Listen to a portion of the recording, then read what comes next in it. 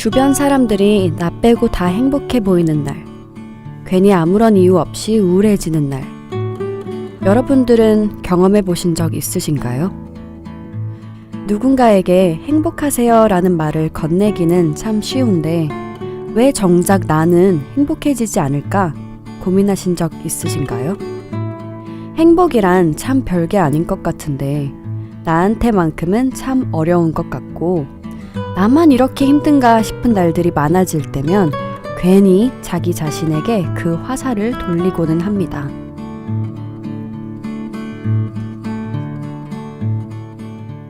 사실 우울함은 24시간 지속되진 않습니다. 너무 죽고 싶을 만큼 우울할 때라도 어느새 매콤한 떡볶이가 먹고 싶어지고 펑펑 울며 밤을 지새우다가도 금세 웃긴 예능을 보며 미친 듯이 웃어대는 그 모순된 감정들을 누구나 느끼기 마련이죠. 어쩌면 우리는 우울할 땐 내가 우울한 거구나 자연스럽게 받아들이는 연습이 부족한 건지도 모릅니다. 정작 가장 솔직해야 할 것은 나 자신일지도 모르죠. 내 어두움을 굳이 숨기고 싶지 않은 날, 나만 그런 게 아니구나. 모두 공감할 수 있는 시간, 지금 함께 시작해 보겠습니다. 안녕하세요. 해림의 북스피릿 7회 시작해 보겠습니다. 오늘은 우울함과 행복에 대한 많은 이야기를 해볼 수 있을 것 같은데요. 사실 모두에게 행복하세요 라는 말을 쉽게 하잖아요. 그런데 정작 행복이라는 게 도대체 무엇이길래 모두가 이렇게 꿈꾸는 걸까 의문이 들 때도 있습니다. 저는 행복은 멀리 있지 않다고 생각합니다. 오히려 내 삶과 주변의 작은 것들, 소소한 것들이 진정한 행복이 아닐까요? 여러분들은 어떻게 생각하시나요? 저도 가끔 우울함을 느끼는데요. 예를 들어서 저는 혼자 보내는 시간이 참 많아요. 혼자인 게 그래서 좋지만 때론 혼자라서 외롭고 우울한 마음도 많이 듭니다. 또 미래를 생각하면 기쁘고 설레고 또 기대도 되지만 또 때로는 막막하고 답이 없어서 답답하고 우울한 마음도 많이 듭니다. 그럴 때 저는 일기를 쓰고 사람들과 맛있는 거 먹으면서 대화를 합니다. 근데 워낙 바쁘다 보면 내 감정을 보듬어주고 우울함을 제대로 드러내기 참 어렵잖아요. 오늘 함께할 작가님은 이유 없이 허전함을 느끼는 이 모순된 감정들을 책으로 표현하고 계십니다. 어두움을 온 힘을 다해 맞서고 있는 이분, 백세희 작가님을 모시고 작가님의 책 죽고 싶지만 떡볶이는 먹고 싶어에 대한 이야기 시작해 보겠습니다. 해림의 북스피릿 7회 시작합니다.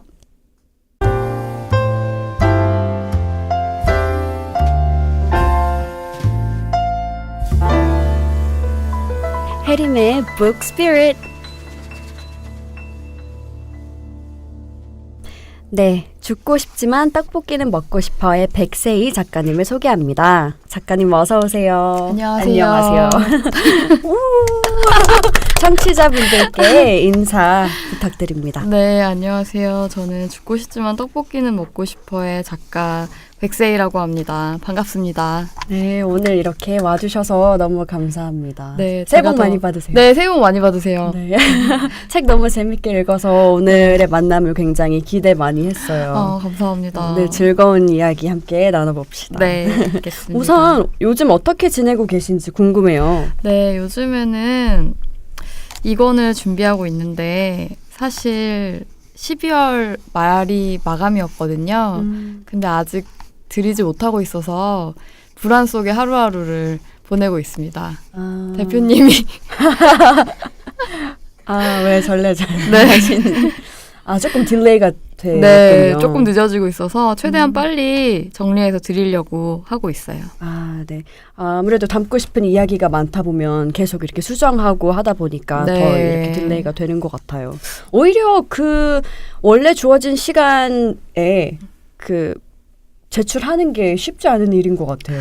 네, 원래는 진짜 마감 맞추고 싶었는데 좀 부담이 되는 것도 있었나 봐요. 좀 네네. 어렵더라고요, 확실히. 약간 늦어지는 감이 있어서 최대한 빨리 마무리 짓고 싶어요. 네, 1회도 그 1권도 굉장히 사랑을 많이 받았고 저도 너무 재밌게 읽어서 네. 2권도 너무 기대가 돼요. 어떤 네. 내용인지. 이제 뒤에 질문들이 네. 있어서. 네. 원래 출판사에서 일을 하셨다고 들었는데 네. 어떤 계기로 책을 쓰게 되셨나요? 일단은 제가 문창과를 나왔고 네. 출판사를 다녔기 때문에 책을 쓰고 싶은 생각은 늘 있었어요. 네. 버킷리스트 중 하나였는데 이게 계기가 제가 이제 잘 맞는 정신병원을 찾고 상담을 받으면서 기분부전장애라는 병명을 알게 됐거든요. 그건 이따가 자세히 말씀드리기로 하고. 네. 그래서 이 병에 대해서 사람들이 조금 알았으면 좋겠다. 나와 비슷한 사람들이 있지 않을까 하는 마음에 블로그에 내용 기록을 올리기 시작했어요. 근데 제 블로그가 사람들이 많이 오고 이런 데는 아니고 그냥 저 혼자 일기 쓰듯이 쓰는 곳이었는데 한 3회차 정도 올렸는데 어떤 분이 되게 장문의 댓글을 남겨주셨어요. 네. 그러니까 정말 자기 얘기를 그대로 보는 것 같았다고 너무 위로를 받고 있다고 하셨는데 그분이 이제 점차 댓글을 남겨주시는데 이런 표현을 하시는 거예요. 하루에 제 이 내원 기록을 보는 게 하루의 어둠 속의 빛 같은 일이라는 말을 하시는 거예요. 근데 그때 저는 되게 놀랐던 게 나는 그냥 솔직하게 얘기했을 뿐인데 이걸 보고 이렇게까지 위로받는 사람이 있다는 거에 놀랬고 네. 그렇다면 정말 더 많은 사람들이 보면 좋지 않을까 하는 생각에 또 제가 책을 쓰고 싶었잖아요. 네. 근데 사실 에세이를 쓰고 싶었는데 주제가 마땅치 않았어요. 컨셉도 그렇고. 네. 근데 생각해보니까 제가 가장 잘 쓸 수 있는 주제가 우울증이더라고요, 그 당시에. 그래서 이 책을 쓰게 됐어요. 네. 그럼 블로그도 계속 하고 계신가요? 블로그는 지금은 거의 안 하고 있는데 거기는 사람들이 막 자주 오시는 분이 없어서 그냥 가끔 막 일기처럼 쓸 때는 있어요. 만약에 그 책 표지에 그 인스타그램 주소도 다른 작가님들 책 보면 이렇게 적어 놓으시더라고요. 네. 거기에 블로그 적으면 네. 되게 조회수에 도움이 많이 될 것 같다는 생각이 갑자기 들었습니다. 근데 그 블로그 글들은 좀 부끄러워서 그래요? 네, 숨기고 싶습니다. 알겠습니다. 책이 세상에 나오게 된 것도 특이하더라고요. 네. 처음엔 텀블벅에서 네. 후원을 받고 독립 출판이 되었다고 하는데. 네, 이 텀블벅이라는 게 크라우드 펀딩 사이트인데 네. 제가 원래 좋아했었고 되게 매력적이라고 생각했던 요소가 자기가 만들고 싶은 콘텐츠에 대해서 미리 소개를 하는 거예요. 그러니까 만약에 책이라고 하면 나는 이런 책을 쓸 것이고 이런 내용이 들어간다. 표지, 뭐 목차 이런 것들을 소개하면 사람들이 그걸 보고 나 이 책을 읽고 싶다 하면 그 책을 미리 사주는 거예요. 나오기도 전에. 그래서 그 돈이 후원액이 모이고 나면 그 후원액을 통해서 책을 제작하는 방식이거든요. 그래서 저도 많이 프로젝트 후원을 했었고 그래서 되게 신기하네요. 네, 재밌는 방식이죠. 저 처음 알았어요. 요즘에도 계속 있는 네, 건가요? 맞아요. 저 또 한번 알아봐야겠네요. 들어가 보시면 재밌는 게 많아서. 네. 그래서 일단 저는 자비 출판을 생각하고 있었기 때문에 돈은 준비를 한 상태였는데 텀블벅을 통해서 반응을 좀 보고 싶었어요. 이 네. 책이 사람들이한테 어떻게 받아들여지는지. 그래서 거기에 반응이 올리게. 어땠나요? 저는 사실 한 200부 정도 찍을 생각으로 150만 원을 목표액을 잡았는데 2천만 원이 모인 거예요. 거의 1,200명 정도의 분들이 후원을 해주셨어요. 그러니까 이게 뭐지?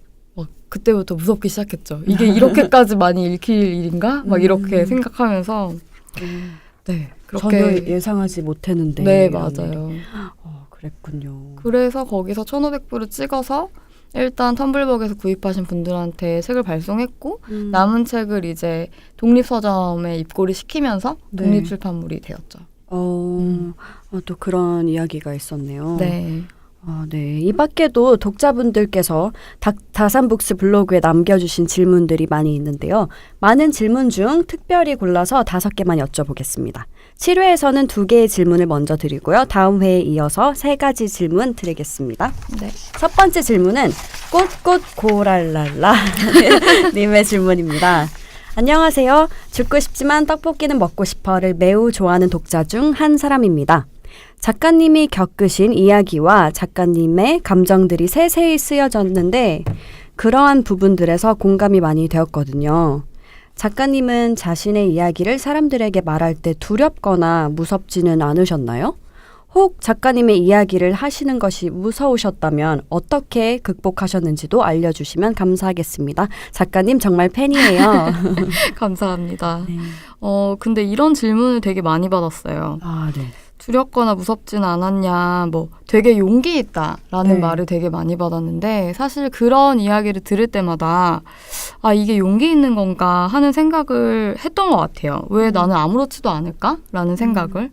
근데 곰곰이 생각을 해보니까 저는 예전부터 아주 어렸을 때부터 내가 우울증이 아닐까에 대한 생각을 해왔었어요. 그러니까 이게 어떤 그 급작스러운 사건에 의해서 우울증 진단을 받는 사람들은 굉장한 충격으로 다가올 수도 있는데 저는 어렸을 때부터 아 이게 내가 그냥 우울한 건가 아니면 우울증이 있는 건가 이런 걸 굉장히 오래 고민했기 때문에 네.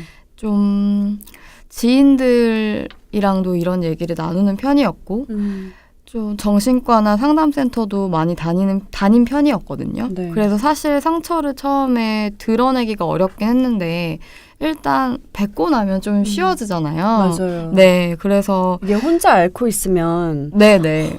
그게 안 되는 것 같아요. 맞아요. 얘기를 해야지. 네. 네. 근데 사실 저는 드러낼 수 있는 힘이 생긴 것 같아요. 그러니까 상처를 말로 뱉을 수 있을 정도면 그만큼 내면이 강해진 거라고 하더라고요. 네. 그럼 처음에는 그래서 이렇게 누군가에게 내 상처를 공유하는 게 어려웠던 거죠? 네, 처음엔 어려워서 애인한테 처음 음. 먼저 털어놨던 기억이 있어요. 정말 큰 용기를 내서. 네. 근데 뱉고 나니까 생각보다 마음이 편하네. 네, 이게 별거 아니구나라는 생각을 하고 나니까 그다음부터 드러내기가 쉬워졌고 이렇게 책까지. 내게 될 정도로 할 수 있게 됐어요. 네. 이게 아무래도 굉장히 내면적인 거잖아요. 프라이빗한 얘기를 네. 남한테 공유한다는 게 쉽지 않은데 네네. 이렇게 공개적으로 드러냈기 때문에 사람들이 이렇게 용기 있다라고 네. 말씀하시는 것 같아요. 맞아요. 그럼 이제는 두렵거나 무섭거나 그런 느낌은 없으신 건가요? 네, 맞아요. 다행이네요. 좀 그래서 이제 2권, 3권 계속 나왔으면 좋겠어요. 되게 저는 읽으면서 어떤 느낌 받았냐면요. 네. 처음엔 그 선생님과 작가님 이렇게 다이얼로그 형식으로 많이 나오잖아요. 네. 그런 형식인지 몰랐어요. 그냥 제목만 보고 무슨 책일까 되게 궁금했는데 읽다 보니까 되게 저는 책값 제가 받은 거죠. 근데 아무튼 책값 그 정도의 비용으로 제가 정신과 직접 가지 않아도 상담받은 느낌? 네. 무슨 뜻인지 알겠죠? 네네. 그런 느낌 많이 받았어요. 그런 얘기도 많이 들었어요. 네. 상담실에 앉아 있는 것 같았다라는 느낌을 받았다는 독자분들도 있었거든요. 맞아요. 네. 되게 공감 가는 내용 너무 많았고 그렇습니다. 네, 두 번째 질문은 바이올렛님의 질문입니다. 이것도 굉장히 많이 들어온 질문인데요. 책 제목은 누가, 왜, 어떻게 정했는지 궁금합니다. 진짜 궁금해요. 이 책을 읽기 전에 전 서점에서 이제 베스트셀러 코너에 네. 있길래 너무 궁금하다. 제목이 너무 그 자극적이고 굉장히 캐치하잖아요. 네. 그래서 어떻게 된 이게 거죠? 제가 지은 제목인데요. 아 진짜요? 네, 사실 뭐 그때 지었을 때는 이게 막 이렇게 이슈가 될 거라고 생각은 네. 하지 못했어요. 왜냐하면 제 얘기였기 때문인데 정말 제가 딱 그랬어요. 제가 자살 사고가 되게 심할 때가 있었어요. 예전에 작년에는 또 한창 너무 심해서 매일매일 죽고 싶다는 생각을 했었었는데 막 이런 거예요. 어디서 죽을지에 대해서 혼자 골몰하고 막 찾아보고 막 이 정도로 하다가도 배가 고프니까 떡볶이를 먹는 거예요. 너무 맛있게. 그러면은 제가 약간 혐오스러운 거예요. 야, 너 죽고 싶은 거 맞아? 너 근데 왜 먹어? 왜 떡볶이 이렇게 맛있어 해? 이런 생각이 드는 거예요. 그래서 그 내용이 프롤로그에 들어가 있거든요. 제 네. 책을 보면. 그래서 프롤로그를 쓰다 보니까 그 내용이 들어갔고 그걸 함축해서 죽고 싶지만 떡볶이는 먹고 싶어 라는 제목 어때? 라고 지인들한테 물어봤는데 열이면 열 다 좋다고 하는 거예요. 그래서 그래 그러면 이걸로 하자. 이렇게 정하게 됐어요. 네. 또 생각보다 심플하게 네. 지어진 이름이네요.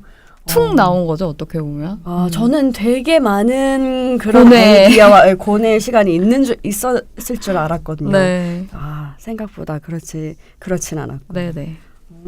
출판사에서도 되게 좋아했을 것 같아요. 그 제목 듣고. 네. 근데 처음에는 바꾸자는 의견도 있었어요. 진짜요? 왜냐면은 죽고라는 말이 굉장히 부정적인 어감이잖아요. 그래서 보통 책 제목을 할 때 부정적인 내용을 쓰지 않으니까 네. 죽고 싶지만 그럼 나 안 죽고 싶은데 막 이런 의견이 있을 수 있다. 이래서 바꿀까 말까 이런 얘기도 있었어요. 근데 결국엔 네. 킵하길 잘하신 것 같아요. 네, 안 바꾸길 정말 잘한 것 같아요. 네, 독자분들의 질문은 이어서 8회에 들어보기로 하고요. 백세희 작가님의 책 죽고 싶지만 떡볶이는 먹고 싶어와 관련된 이야기 본격적으로 시작해 보겠습니다.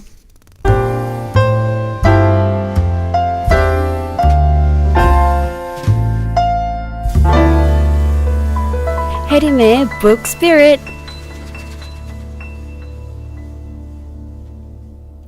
네, 작가님의 책 죽고 싶지만 떡볶이는 먹고 싶어 소개 부탁드립니다. 네, 간단하게 소개해드리자면 에세이라고 적긴 했는데 형식이 조금 특이해요. 네. 그러니까 미움받을 용기라는 책이 있잖아요. 저와 선생님의 대화 형식으로 구성된 정신과 치료 기록입니다. 네. 네, 상담 내용이에요. 근데 되게 뭔가 신선한 느낌 받았어요. 네, 제가 우울증 책을 많이 찾아봤었는데 뭐 본인의 감정을 나열하는 우울증 책은 꽤 있었지만 뭐 그게 나쁘다는 건 아니지만 저는 좀 어떤 솔루션을 제공할 수 있는 것도 필요하다고 생각을 했거든요. 네. 그래서 저와 선생님의 이야기가 같이 들어가는 책을 쓰고 싶었어요. 네. 그래서 이 형식을 구성하게 됐고요. 네, 잘하신 것 같아요. 굉장히 새로웠어요. 뭔가 또 뻔한 그런 형식, 뭐 그런 것도 좋지만 뭔가 새로운 제목도 예상하지 못했고 그냥 내용도 그렇고 여러 가지로 굉장히 의외여서 더 잘 됐던 게 아닐까라는 생각도 있고요.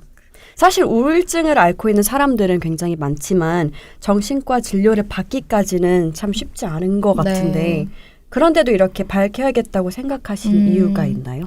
막상 정신과를 가보니까 정말 다양한 분들이 있고 네. 뭐 예를 들면 저도 이런 말하면 뭐하지만 그냥 멀쩡해 보이는 사람이잖아요. 근데 사람들이 정신과 치료라고 하면 그냥 저 같은 사람들이 다닌다는 인식이 별로 없어요. 그리고 실제로 제가 조금 마음에 상처가 있는 친구들한테 정신과 상담을 가봐 이런 식으로 얘기를 하면 예약까지 해놓고도 가질 못해요. 왜냐하면 자기가 정신병이 있다는 사실 자체를 받아들이기 힘들어하는 거예요. 근데 사실 저는 그 인식을 너무 깨고 싶었던 게 이 이야기는 너무 진부하긴 하지만 우리가 몸에 상처 나면 너 빨리 병원 가. 나 감기 걸렸어 하면 빨리 병원 가. 이렇게 얘기를 하는데 나 마음이 너무 우울해. 이러면은 뭐 좀 쉬어. 괜찮아. 힘내. 막 이런 식으로 이야기를 하잖아요. 네. 근데 우리가 감기 걸렸는데 힘내라고 해서 낫지 않잖아요. 저는 정신적인 병도 약물 치료나 상담 치료를 통해서 극복해야 된다고 생각을 하는데 사람들은 정신적인 문제는 그냥 눌러놓고 시간이 지나면 지나간다. 뭐 내 의지의 문제다라는 생각을 많이 하니까 정신과 치료 받아도 괜찮다. 이상한 거 아니다.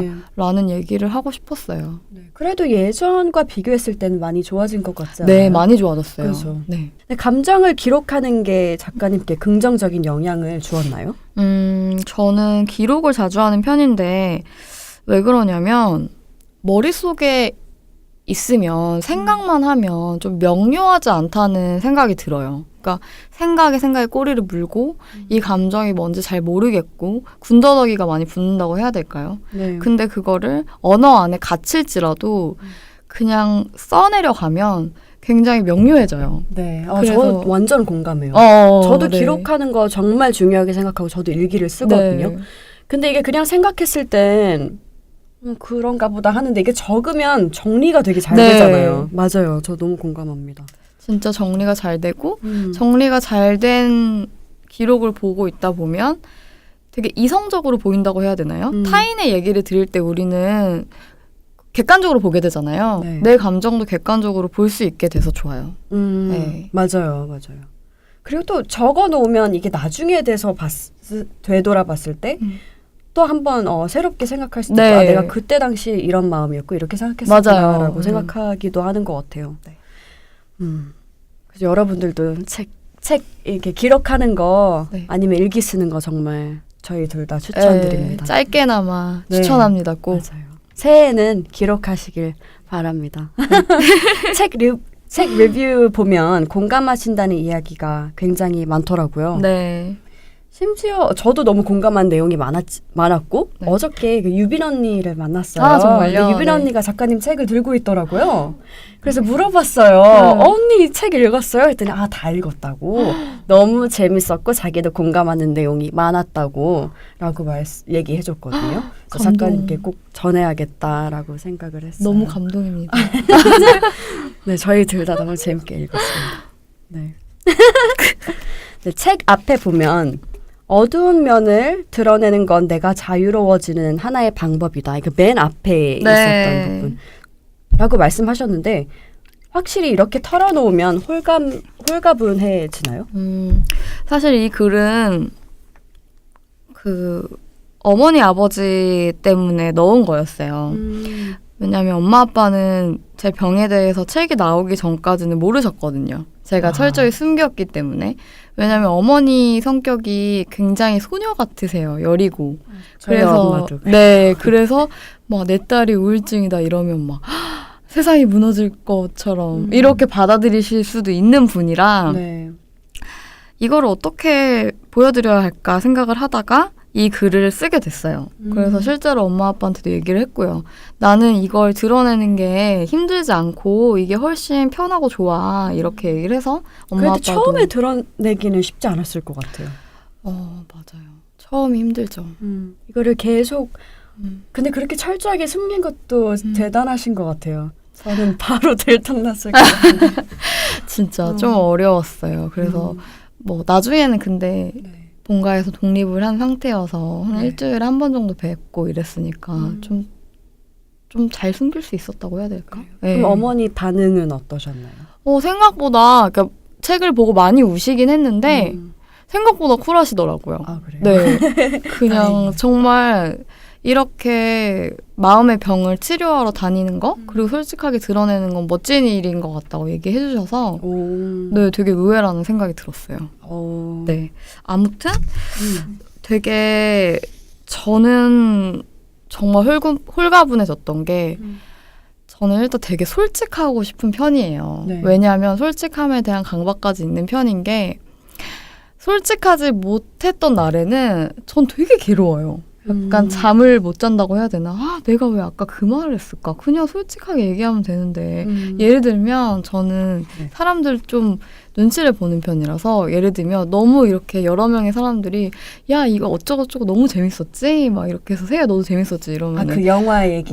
네 그러면 난 안 봤는데 재밌었어 이렇게 얘기를 하고 집에 와서 아니 그게 뭐라고 왜 봤다고 얘기했어? 너 왜 그래? 막 이렇게 되게 자책하는 편이어서 뭐 잠깐은 부끄러울지라도 모르면 모른다. 그냥 솔직하게 얘기하는 게 저한테는 훨씬 낫더라고요. 네. 그래서 그 작은 것부터 하기 시작해서 이런 큰 이야기까지 드러내는 게 훨씬 편안하다는 걸 알게 된 것 같아요. 그래서 이렇게 뭔가 숨기지 않고 솔직하게 털어놓는 게 네, 너무 중요하다. 되게 작은 거라도. 뭐 그러게요. 왜 그러는 걸까요? 뭐 예를 들어 저도 가끔 그럴 때 있거든요. 네. 안 봤는데 그냥 네. 봤어라고 나도 모르게 나오는 진짜. 왜 그랬지? 근데 이제 와서 사실 안 봤어라고 말하기 너무 웃기잖아요. 너무 웃기죠. 나도 모르게 튀어나오는 이 그런 게 좀 있는 것 같아요. 근데 저도 이 앞부분 보면서 이게 무슨 말일까, 어떤 느낌일까 한참 들여다봤던 기억이 나요. 책 읽으면서. 네. 네, 이 부분이 되게 와닿았어요. 저도. 네, 책 책 전체적으로 상담을 받는 형식이 이어지는데 네. 의사 선생님과는 계속 상담을 하고 계신가요? 네, 책 낸 이후에도 일주일에 한 번씩 계속 상담받고 있어요. 지금도. 네, 이렇게 자기와 맞는 선생님을 찾는 게 굉장히 어려웠을 것 같은데 지금 네. 선생님은 어떻게 찾게 되신 거죠? 네, 진짜 어려웠거든요. 왜냐하면 저는 좀 우울증에 대한 편견이 좀 없는 편이었고 제가 스스로 우울증이 아닌가 계속 의심했던 사람이기 때문에 어렸을 때부터 상담센터라든지 정신과를 많이 다닌 편이에요. 방문을 많이 한 거죠. 그래서 처음 받았던 기억은 22살 땐가 학교에 무료 상담센터가 있어요. 네. 그 상담사 되기 전에 인턴 과정 하시는 분들 그래서 네. 무료로 상담을 해주시는 분인데 거기 처음 용기를 내서 가서 이제 눈물을 흘리면서 아까 처음이 어렵죠라고 하신 네. 것처럼 이제 첫 낯선 사람한테 막 눈물을 흘리면서 얘기를 했는데 오히려 더 큰 상처를 받고 돌아왔던 기억이 있어요. 아, 그래서 내용은 기억이 안 나는데 아무튼 위안이 되진 않아요. 그분이 네. 그러니까 그분이 했던 말 때문에 상처를 받으신 거예요. 약간 저를 좀 탓하는 얘기를 하셨던 것 같아요. 아, 네. 그랬구나. 그래서 돌아오는 학교에 언덕 내려오면서 막 울면서 내려갔던 기억이 있어요. 근데 그 후에도 이제 포기하지 않고 여러 군데를 갔었는데 사실 정신과라는 건 약물 치료 위주잖아요. 그래서 되게 건조하게 하시는 분들도 많더라고요. 네. 이비인후과처럼 뭐 어디가 안 좋으세요? 아, 뭐 불안하시군요. 항균 환자 드릴게요. 네. 이런 식으로 5분 안에 끝나는 경우. 그러면 너무 또 공허한 거예요. 그런 식으로 하다가 또 마지막으로 2005년인가 2016년에 유명하다는 정신과를 갔는데 정말 이런 말씀은 죄송하지만 제가 보기엔 그분이 약간 더 우울하신 것처럼 느껴질 정도로 너무 부정적인 경험을 받아서 나는 진짜 이제 그냥 안 가겠다. 이런 식으로 생각을 했는데 진짜 그러니까 본인한테 맞는 병원과 의사 선생님 찾는 게 쉽지 정말 않은 어려워요. 네. 것 같아요. 그래서 다들 어떻게 네네. 됐어요? 그래서 이제 작년에 6월쯤이 자살사고 가장 심했고 우울증에 극에 달했을 때라서 나 이러다 정말 죽겠다 싶은 심정이라 마지막이라는 생각으로 이 병원을 가게 된 거예요. 그러니까 저는 운이 정말 좋은 편이었죠. 본인이 찾아서. 네. 그래서 제가 가서 정말 아무런 기대 안 한 채로 이야기를 건조하게 늘어놨는데 너무 편안했어요. 처음으로 상담을 끝내고 30분의 상담을 끝내고 나왔는데 너무 편안했고 그래서 한 번 더 가보자 했는데 큰 위로를 받으면서 쭉 여기로 다녀야겠다. 그러니까 좋은 선생님을 그때 만난 거죠. 저와 맞는 선생님. 좋은 선생님이라기보다는. 네. 너무 잘 됐네요. 네. 그래서 저한테 간혹 선생님을 어떻게 찾아야 되냐, 맞는 선생님을 어떻게 찾아야 되냐라는 질문을 하시는 분들이 있는데 굉장히 많이 받으실 것 같아요. 네. 근데 그거는 제가 팁이 있는 게 아니라서 제가 정말 죄송하지만 스스로의 노력이 필요하다라는 거를 말씀드리거든요. 네. 적어도 2-3군데 정도는 가보셔야 하고 일단 사시는 지역의 유명한 곳에 가보시거나 요새는 지역마다 네이버 카페 같은 게 있잖아요. 네. 그런 데 가보면 또 이렇게 정보 공유하는 것들이 있어요. 그런 데 보면 추천하는 병원이 있기도 하고 이 정도를 말씀드리지 거의 대부분 좀 노력해 주시면 좋겠다. 네. 아니면 정말 병원 가는 것까지 힘든 상황이라면 지인을 통해 부탁했으면 좋겠다. 이런 식으로 말씀을 드리죠. 네, 맞아요. 본인한테 맞는 선생님과 병원을 찾아야 되는 것 같은데, 근데 사실 정신과 진료를 받으러 병원 가기까지 쉽지 않잖아요. 근데 만약에 용기를 내서 한두 번 가는데 그 한두 번이 안 맞으면 포기하게 될 것 같아요. 정말 진짜 망연자실한다고 해야 될까요? 나는 이 용기를 내서 떨어지지 않은 발걸음을 옮겨서 갔는데 결과가 안 좋으니까 나는 진짜 안 되겠다. 이런 식으로 완전히 무너져 버리는 분들이 많죠. 저도 그랬듯이. 네, 본인이 문제가 있다는 자각을 하기 어렵다고 생각하는데 어떨 때 병원의 진료를 받으러 가는 게 좋을까요? 와, 진짜 이거는 어렵고 애매한 질문이네요. 문제가 있다는 자각? 사실 저는 정말 사람들한테 내 어둠을 자신의 어둠을 들여다보는 거에 집중했으면 좋겠다는 말을 많이 하고 싶은 게 네. 자기가 어느 부분이 약하고 어두운지 사람들이 잘 몰라요. 왜냐하면 묻어두기 때문에 도피하고 싶은 거죠. 받아들이고 싶지 않아 하고. 그래서 그냥 이럴 때 있지 않나요? 어떤 방법으로도 감정이 해소가 안 될 때? 그러니까 예를 들면 우울증이라는 게 어떤 일을 겪었을 때 우리가 만약에 상처를 받았다. 그러면 상처가 치유가 돼야 되잖아요. 네. 근데 그 치유의 속도가 현저히 느려진다거나 그러니까 회복 탄력성이 엄청 떨어지는 거죠. 그게 길어지면 길어질수록 사실 우울증이 심한 건데 그 느낌을 잘 캐치하셨으면 좋겠어요. 예를 들면 내가 어떤 상처를 받았어. 근데 원래 같으면 친구들이랑 어느 정도 얘기하고 하루 지나면 괜찮아졌어. 근데 3, 4일이 지나도 나는 이 상처에서 벗어날 수가 없어. 내 일상생활을 다 망가질 정도로 힘들어. 그러면 좀 병원에 가서 이야기를 해보는 게 어떨까. 저 같은 경우에는 가장 심각하다고 느꼈을 때 제가 좀 상처를 잘 받는 편이에요. 예민해서. 남들은 그냥 툭 던지는 말에 아무 생각 없는 말인데 저는 돌에 맞은 것처럼 상처를 많이 입는 편이었는데 한 일주일 동안 알아눕고 이런 적도 있는 거예요. 정말 정상이 아닌 것처럼. 그래서 그때 느꼈죠. 병원을 가봐야겠다. 이건 그냥 사람들이랑 친구들이랑 가족들이랑 대화하는 걸로 치료되고 나을 수 없겠다라는 생각이 들었어요. 그러니까 본인의 상태를 잘 파악하고 네. 그게 이제 해결이 안 될 것 같아요. 오히려 사람들이 그걸 묻으려고 하지만 네. 그러지 말고 오히려 더 상담을 받아야 된다. 좀 감정에 집중했으면 좋겠어요. 그리고 어두운 감정이 다시 나아지는 속도도. 네. 네, 마냥 이거를 묻을 필요는 없다는 거죠. 네, 묻으면 정말 그러니까 그걸 자꾸 묻다 보면 중증 우울증이 되는 경우가 되게 많대요. 네, 갑자기 빵 터지는 거죠. 뭔가 제가 상담받으러 온 느낌. 네, 처음에 선생님이랑 상담을 하고 본인의 의존 성향을 네, 파악하셨는데요. 네, 맞아요. 우선 이 의존 성향이 강해 보인다는 말을 들었을 때 어떠셨나요? 사실 저는 막 헐 내가? 이런 게 아니고 역시 이런 마음이었어요. 왜냐면 저는 어렸을 때부터 일단 뭐 과거에 얽매이거나 과거 얘기를 자주 하고 싶진 않지만 빼놓을 수 없는 부분이라고 생각해요. 저는 어머니 아버지가 좋게 말하면 자유롭게 우리를 풀어놓고 키우셨고 나쁘게 말하면 방관하셨었거든요. 그래서 사실 장녀인 친언니가 저에 대한 책임감이 굉장히 강했어요. 그래서 언니가 부모의 역할을 대신하려는 게 있었죠. 근데 하지만 언니랑 4살 터울인데 언니도 많이 어렸고 그래서 조금 잘못된 애착관계가 형성이 됐었어요. 그러니까 언니한테 의존을 굉장히 많이 했던 거죠. 그러니까 의존과 의지는 되게 다른 게 의존을 하면 이 사람이 나를 버리면 내가 살아갈 수 없을 것 같다는 생각이 들어요.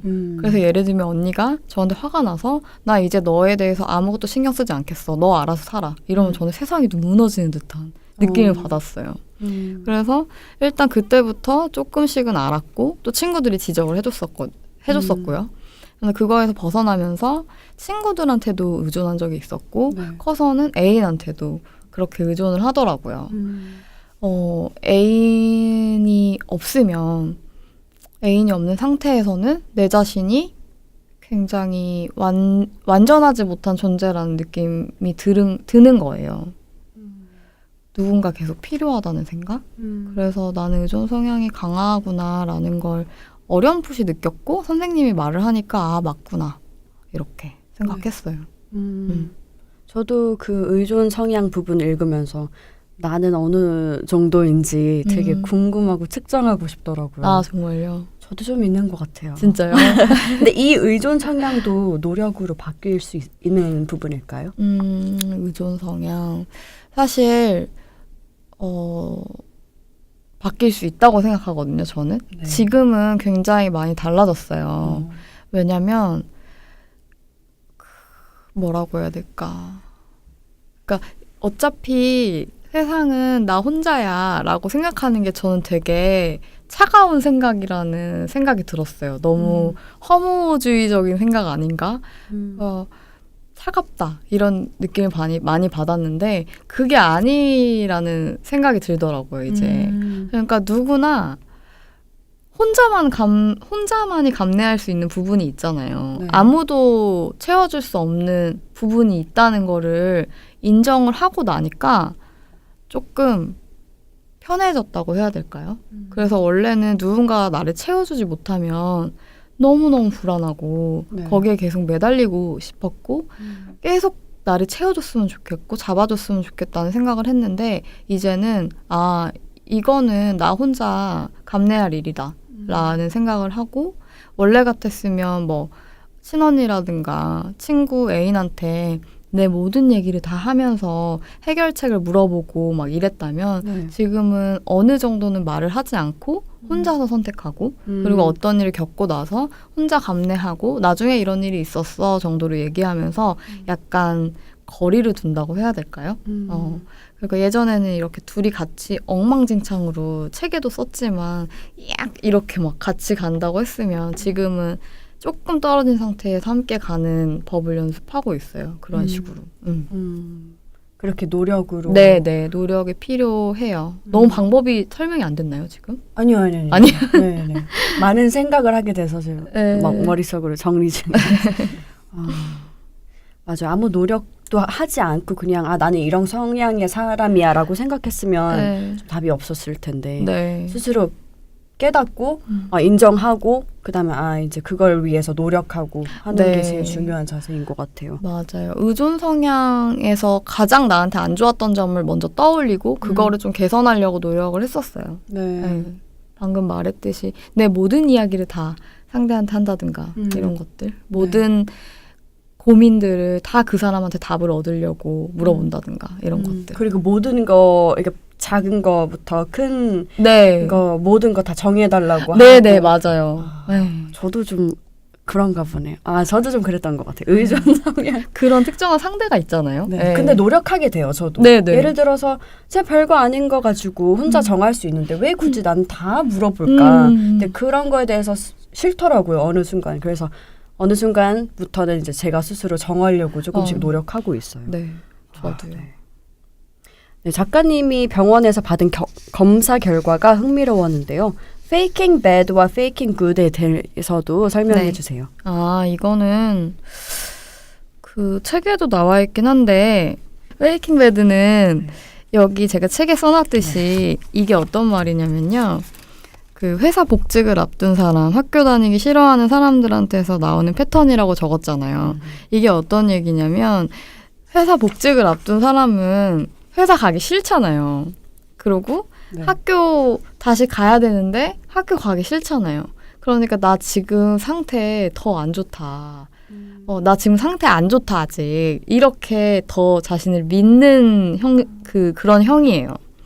그래서 자신의 현재 상태보다 더 나쁘게 보이려고 하는 거라고 하더라고요. 근데 이건 사실 어떻게 보면 되게 유난을 떠는 것처럼 느껴질 수도 있는 게 내 실제 상태는 그 정도가 아닌데 내가 너무 우울한 사람이야 라고 생각하는 걸로 비춰질 수도 있는 거잖아요. 그래서 제가 선생님한테 역시 저는 너무 나약하고 유난 떠는 것 같아요. 막 이런 얘기를 했었는데 그때 선생님이 그런 게 아니라 그 정도로 자신은 그렇게 인식하는 거다. 거짓말을 하는 게 아니라 나는 실제로 이렇게 아프고 힘든 거다. 근데 실제로 문항으로 검사해보면 그 정도보단 강한 사람인 거다.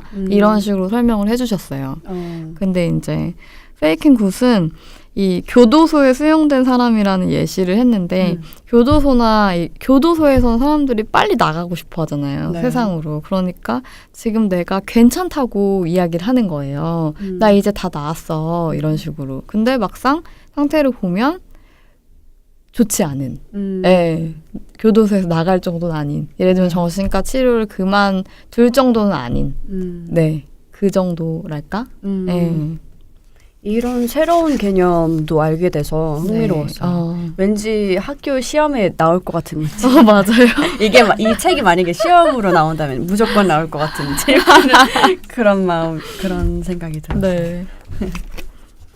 그리고 기분 부전 장애라는 개념도 저도 책 읽으면서 처음 봤는데요. 네. 경도의 우울증이라고 들었는데 또 어떠한 증상들이 있나요? 진짜 저는 기분무전장애라는 진단을 받았을 때 사실 기뻤거든요. 왜냐면 어느 곳에 가도 저와 딱 들어맞는 증상이 없었어요. 예를 들면 뭐 불안장애다 이러는데 여기선 조금 삐끗한데 뭐 사회공포증 이런 조금 삐끗한데 이런 식으로 왜냐면 우울증에도 여러 갈래가 있으니까요. 네. 그래서 다 어느 정도 조금 애매하게 들었다 그러니까 다 어느 정도 들어맞다가도 좀 틀린 부분도 많고 그랬는데 기분부전장애라는 말을 저도 그때 처음 듣고 찾아봤는데 저랑 똑같은 거예요. 너무. 그래서 이런 병이 정말 있구나. 내가 아픈 게 맞았구나. 나 혼자서 난리친 게 아니었구나. 이거에 되게 오히려 안심을 받았어요. 그런 병이 실제로 있다는 말을 듣고 나니까. 그래서 이거는 증상이 어떤 거냐면 우울증이랑 똑같은데 굉장히 유동적인 거예요. 네. 그래서 경도의 우울증이라고 하지만 사실 중등도의 우울증을 보일 때도 있어요. 그래서 제가 죽고 싶지만 떡볶이는 먹고 싶어라고 한 것처럼 어느 날은 자살 사고가 너무 심각해서 자해를 할 정도로 정말 건물 위에 올라갈 정도로 심각한 자살 충동을 느끼다가 그런데 그 다음 날에는 너무 멀쩡하게 밥 먹고 잘 잠들어요. 근데 다음 날은 엉엉 울고 또 어떤 날은 행복하고 이러니까 자기가 병인지 아닌지 알 수가 없는 거예요. 뭔가 병원을 가려고 해도 난 또 괜찮은 것 같은데 나 괜찮은데? 이렇게 되니까. 그래서 만성적인 질환이고요. 보통 2년 이상 이런 증상이 반복될 때 이 병명을 진단을 한다고 하더라고요. 그래서 저도 한 10년 이상? 그러니까 중고등학교 때부터 쭉 저의 이런 감정 상태나 뭐 사건이나 이런 걸 쭉 물어보셨거든요. 네. 그래서 만성적으로 지속돼 온 것 같다. 계속 쳇바퀴를 달리던 것 같다고 얘기를 해주셨어요. 간단하게 말하자면 이 정도로 말할 수 있지 않을까요? 네. 아마 공감하시는 분들이 괜히 굉장히 많이 계실 것 같다는 생각이 들었어요. 이러한 우울함에 대한 원인을 자기 자신에게 돌리는 게 굉장히 좋지 않을 것 같은데 또 이걸 이겨내는 게 쉽진 않을 것 같아요. 네. 자기 자신을 이렇게 하지 않는 방법이 있을까요? 자기한테 원인을 찾지 않는. 저도 자책을 되게 많이 했는데 그냥 마음의 상처를 몸의 상처로 똑같이 비유하면 자책을 좀 덜하게 되더라고요. 네. 그러니까 저는 마음이 툭 부러진 것 같다는 느낌이라는 표현도 가끔 쓸 때가 있는데 네. 이렇게 다리가 부러졌어요. 그러면 내가 잘못 헛디딘 건 잘못이지만 그래서 부러진 게 내 잘못은 아니잖아요. 그것처럼 내가 어떤 일 때문에 마음이 뚝 부러졌다고 해서 그 부러진 자체가 내 잘못은 아니잖아요. 근데 우리는 만약에 마음이 골절된 듯한 느낌을 받았어. 그러면 내가 너무 부족해서 내가 너무 나약해서 다른 사람들은 다 강한데 나만 부러졌어. 막 이런 식으로 생각을 하잖아요. 근데 몸의 상처에서는 절대 그런 생각을 아무도 안 한단 말이죠. 감기 걸렸는데 막 내 탓이야. 막 이러면서 난 죽어야 돼. 막 이런 생각 아무도 안 하잖아요. 네. 그래서 그렇게 비유하자. 병은 똑같은 거다. 마음이나 몸이나 똑같아. 라는 생각을 하니까 자책이 조금 덜어졌어요. 네.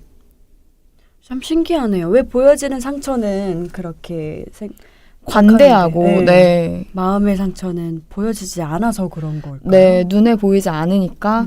괜히 막, 난 멘탈이 너무 약해서 이래. 맞아요. 제가 요즘 맞아요. 하는 말이거든요. 넌 멘탈이 강해서 좋겠다. 막 이래. 저도 그래요. 진짜요? 근데, 그렇군요. 맞아요. 마음의 상처도 만약에 우리가 이렇게 측정할 수 있고 보여지는 거라면 네. 사람들이 좀 생각이 달라졌을까요? 그래서 마냥 착한 게 이제는 칭찬이 아닌 세상이 왔다는 게 너무 슬픈데요. 작가님도 누군가의 이야기를 들어주고 공감해줘야 하는 상황들이 부담스럽고 나도 힘든데 이렇게 생각하셨다고 나와 있는데 네. 모두가 경험할 만한 일화인 것 같아요. 네. 다들 이런 경험 하시나요? 그렇죠. 네. 또 저는 저만 그런 줄 알았죠. 아니에요. 그러니까 나도 힘든데 다 힘들잖아요. 근데 어쩔 때는 다른 사람이 힘든 얘기를 하면 처음엔 듣다가도 언젠간 이게 매번 그렇게 하면 좀 지치기도 하고 그쵸. 그 기운을 내가 그대로 받아들이기도 하고 그 이제 집에 돌아가는 발걸음이 무겁고 그러는 거죠. 맞아. 그렇죠, 다 공감하시죠. 네. 네, 혼자가 아닙니다. 다 함께. 그죠, 성수 씨? 네. 정말 다들 그런가 봐요. 네, 혼자만 그런 게 아니십니다. 네, 보통 우울증에 걸린 주변 사람들에게 해서는 안 되는 말 중에 너만 힘든 게 아니야 라는 말이 굉장히 안 좋다고 하잖아요. 네, 맞아요. 제가 생각하는 가장 좋은 위로의 방법은 그냥 옆에 있어주는 것, 그리고 그냥 들어주는 것. 뭔가 되게 좋은 답안을 줘야지 이런 거 말고 그냥 들어주고 옆에 있어주는 것. 그 옆에서 마시는 것도 같이 떡볶이 시켜서 먹고 그런 거라고 생각해요. 이렇게 생각하시는 거죠? 네. 저랑 너무 똑같아가지고. 네, 저도 책 읽으면서 네. 너무 비슷한 네. 내용이 많아서 많이 공감했어요. 진짜. 작가님은 어떤 말을 들었을 때 가장 힘이 되었나요? 어떤 말? 맞아. 사실 어떤 말보다 그냥 그죠. 옆에 떡볶이 사다 주는 사람. 가장 맞아. 힘이 돼. 내 옆에 조용히 있어주는 사람. 네. 그리고 말보다는 내 힘든 상황을 이야기했을 때 그 사람의 눈빛을 보면 좀 나를 이해하고 보듬어주는 게 느껴진다고 해야 되나요? 그 따뜻함이 느껴지는 사람들이 있잖아요. 네. 그럴 때 내 말을 정말 믿어주고 가슴 아파해주는구나. 그냥 건조하게 듣지 않는구나. 그런 눈빛을 볼 때 좀 감동받고 위로받고 그래요. 네, 같은 괜찮아라는 말도 전문가한테 듣는 게 위안이 된다고 책에 나와 있는데요. 네. 의사 선생님과 나눴던 이야기 중에서 가장 위안이 됐던 말이 있나요? 이거는 되게 재밌었던 게 제가 엄청 힘들어서 선생님 진짜 바닥을 치는 기분이라고 막 지하실로 뛰어내려가는 기분이다. 힘들다. 이런 얘기를 막 했어요. 네. 근데 선생님이 갑자기 바닥을 쳐보는 것도 좋아요 라는 말을 하시는 거예요. 그래서 제가 너무 화가 나는 거예요. 선생님 바닥 치면 저 죽잖아요. 막 이렇게 얘기를 했어요. 아니 바닥을 치면 전 죽을 건데 왜 바닥을 쳐보라고 하냐고. 그랬더니 선생님이 하시는 말이 지금은 허우적대니까 언제 어디가 바닥인지 몰라서 너무너무 힘든데 우리가 물속에서 땅에 발을 딱 짚으면 이 정도 수위구나를 알게 되고 그럼 안심하잖아요. 그래서 내 바닥이 어딘지 다 내려가 보면 오히려 올라오기 쉽다고 하는 거예요. 그 말이 정말 좋았어요. 그래서 이게 완전 나를 몰아붙이고 극단으로 가는 게 무조건 나쁜 것만은 아니구나. 네. 바로 자살로 이어지는 그런 극단적인 일은 아니구나 라는 생각이 들었어요. 또 그렇게 생각할 수도 있겠네요. 네. 진짜 예상하지 못했던 네. 얘기를 해주셔서 되게 당황하셨을 네. 것 같아요. 근데 좋았어요. 그게. 오히려 그렇게 말씀해 주시니까. 네. 그랬군요.